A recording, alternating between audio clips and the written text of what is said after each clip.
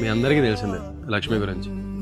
3 days back మీరు rescue చేసాం. ఎక్కడ ఒక మట్టిపిట్లో పడిపోయి అరౌండ్ 12 hours సఫర్ అయింది. దూడ పిల్లని పెట్టింది, అక్కడే చచ్చిపోయింది ఇన్ఫెక్షన్ వచ్చి. ఈరోజు ఆఫ్టర్ 3 days ఇది చచ్చిపోయింది. మేము చేయాల్సిందంతా చేసాం, కానీ దీనికి ఇంత త్వరగా చావరాడానికి కారణం మనుషులే.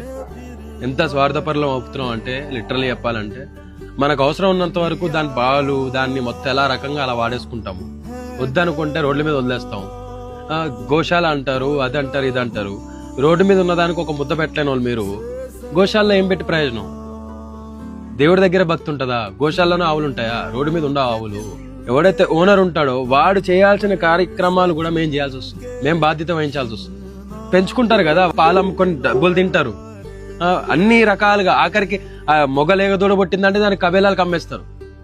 వాటి మీద ఇంత బతుకుతున్నప్పుడు అట్లీస్ట్ వాటికి సరిగ్గా తిండి పెట్టలేనప్పుడు ఇంకెందుకు తెచ్చుకోవడం? మీరు చేత కానప్పుడు వదిలేయండి.